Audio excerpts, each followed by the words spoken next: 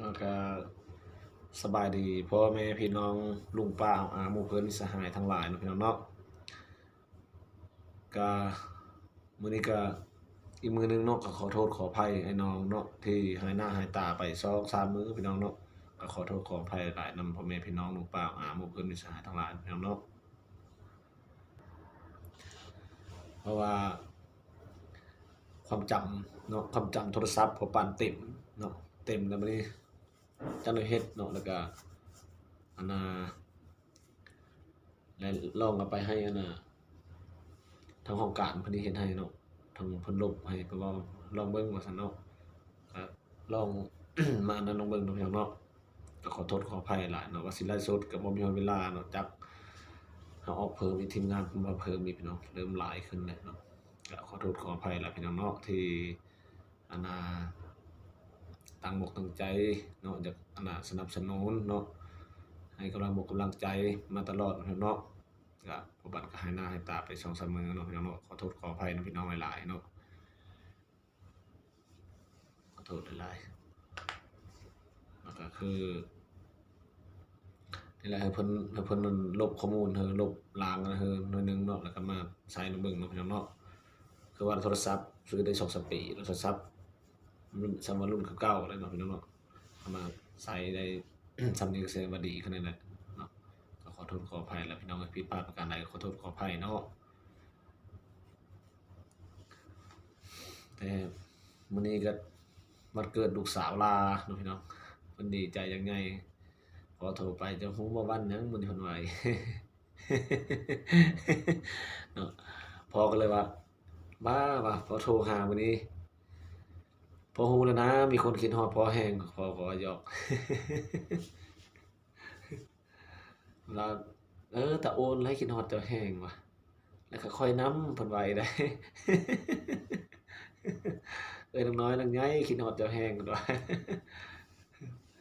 ถามมามันอยากได้ของขวัญมาเพิ่นก็วันนี้เดือนที่4เนาะพี่น้องที่4เดือน12เนาะวันเกิดน้องมุกก็ขอภาวนาให้ลูกเป็นคนหูผู้ดีเนาะขอภาวนาให้ลูกเติบใหญ่เนาะ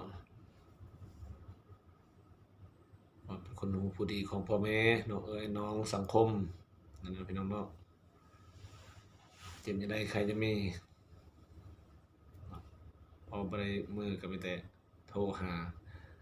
ตอนแรงก็สิได้โทรหาเพิ่นแหล้วเพิ่นงอกแล้วเข้ามาโทรก็ได้เพิ่นเข็ดทิมเซอร์เลยเด้อเพิ่นหาย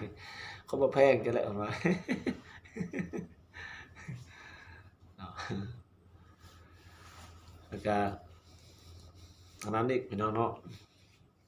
เงินเงินยูทูบก็ได้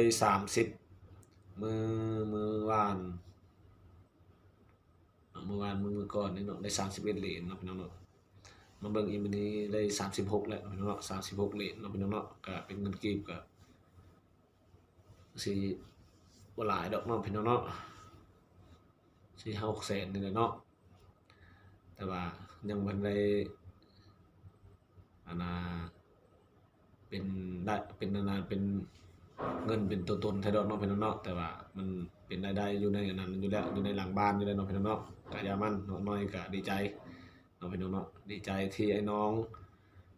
เนาะสนับสนุนยืนเคียงข้างเนาะนับตั้งแต่มื้อเริ่มต้นจนมาถึงปัจจุบันนี้เนาะพี่น้องเนาะก้าวไปด้วยกันเดินไปด้วยกันคือประปันว่าเนี่ยเนาะก็อย่ามันน้อยก็ดีเนาะหลายก็ดีเนาะนี่คือเป็นความพยายามทั้งพ่อปันแล้วก็ทั้งอันน่ะพี่น้องทีมงานเนาะที่ส่งเสริมสนับสนุนเนาะที่อยู่เบื้องหลังเนาะก็ขอขอบคุณขอบใจนำพี่น้องเนาะในบ่หลายก็พ่อปันก็อันน่ะเห็นติดตามเบิ่งอันนั้นตลอดเนาะน้องปุ้ยก็บ่สำบายเนาะก็พ่อปันเด้อโอ้เอาอันซอยอันนั้นเด้อว่ะยืมเงินไปแปลงเอาก่อนเนาะถ้าเงินค่อยออกแล้วก็จั่ง จ่ายเพิ่นเนาะก็ได้ เนาะคำว่าหลายเนาะบ่ลงบ่หลายเนาะพี่น้องเนาะเป็นน้ำจิตน้ำใจเฮ็ดได้ส่ำเฮามีส่ำเฮาได้ส่ำเฮาซอยได้เนาะว่าซะเนาะคันเป็นไปได้ก็โยคันมันก็อยากให้หลายหั้นแหละเนาะพี่น้องแต่ว่าอย่างมันได้สำนั้นก็น้ำจิตน้ำใจเฮาเฮ็ดได้ส่ำแรงเฮามีส่ำเฮาให้ได้เนาะพี่น้องเนาะก็พากันสู้ซนไปด้วยกันเนาะพี่น้องเนาะพากัน วันนี้นำกันนี่แหละเนาะก็ขอบอกขอบใจหลายพี่น้องเนาะที่ยืนเคียงข้างที่ให้กำลังใจมาตลอดพี่น้องเอ้ยเนาะนับตั้งแต่มื้อนั้นจนมาถึงวันนี้เนาะแล้วก็สิพากันไปก้าวหน้าไปเรื่อยๆเนาะพี่น้องเนาะอุดมการณ์ของเฮาเนาะทีมงานไทยเฮาเนาะก็คือว่าผิดพลาดประการใดขอโทษขออภัยเนาะพี่น้องเนาะ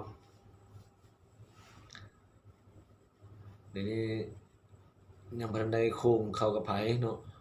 ยังบ่ทันโค้งเข้ากับไผเนาะแล้วก็ยังบ่ทันได้นั้นยังค้นคว้าอยากนั้นอยู่เนาะให้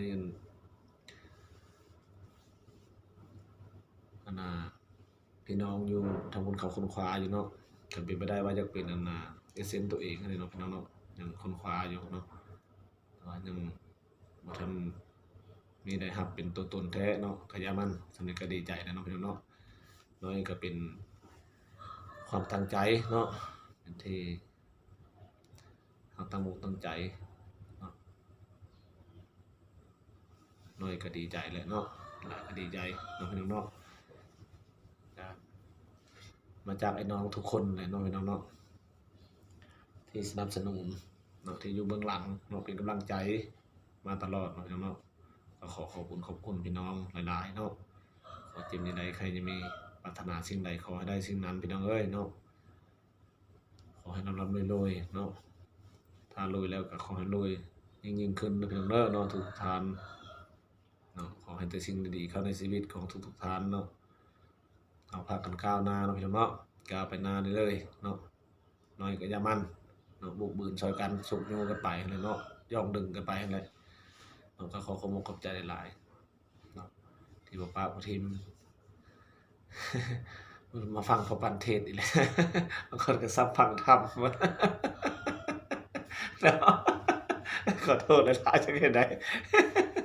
ฟังพอปันเว้าคือฟังธรรมว่าซั่น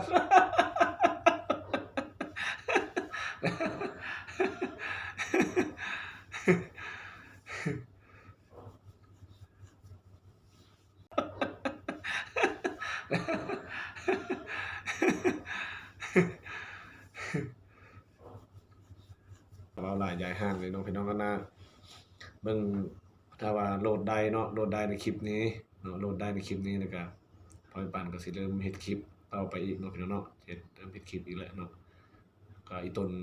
แม่นางใหญ่อยู่เนาะอีต้นลูกๆอยู่ทั้งจะเฮ็ดคลิป2ช่องเนาะก็จักเฮ็ดได้ในมันติดเนาะสิโหลดคลิปโดนหยังก็บ่ได้เนาะพี่น้องจักสิเฮ็ดได้ก็อีต้นเบิ่งแม่นางใหญ่เฮ็ดโอ้ก็อีต้นจักช่องครอบครัวแน่จักช่องโผแน่เป็นอันนั้นอยู่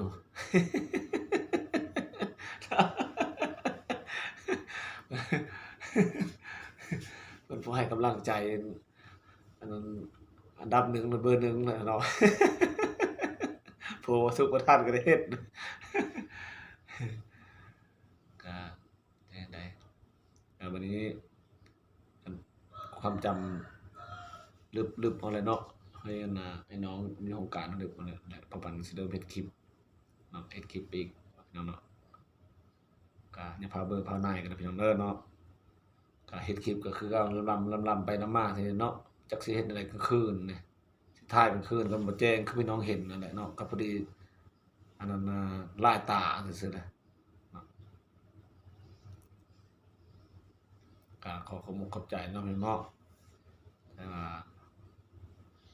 ขอขอบใจนำFC ที่น่ารักทุกท่านเนาะพี่น้องเนาะมิตรภาพเนาะมิตรภาพทางออนไลน์เนาะฮักแพงเบิดทุกท่านเนาะพี่น้องเด้อเนาะขอขอบใจหลายเนาะพ่อแม่พี่น้องลุงป้าอาหมู่เพื่อนมิตรสหายทั้งหลายเนาะขอให้จงมีสุขภาพร่างกายแข็งแรงหมดทุกท่านเนาะก็ขอให้ร่ำๆรวยๆเนาะ ร่ำรวยเงินทองเนาะถ้ารวยแล้วก็ขอให้รวยยิ่งๆขึ้นเด้อทุกท่านเนาะขอให้สิ่งดีๆเข้ามาในชีวิตของทุกท่านเนาะขอให้ถูกลอตเตอรี่รางวัลที่1เด้อเนาะทุกๆท่านจะได้ยินข่าวดีเนี่ยถูกลอตเตอรี่แล้วโอ้ยดีใจนั่นแหละเนาะครับมีแต่ลาพี่ลาน้องกันพี่น้องคบกันคลิปหน้าเนาะพี่น้องขอขอบคุณขอบใจหลายเนาะคบกันคลิปหน้าเนาะพี่น้องเนาะบ๊ายบาย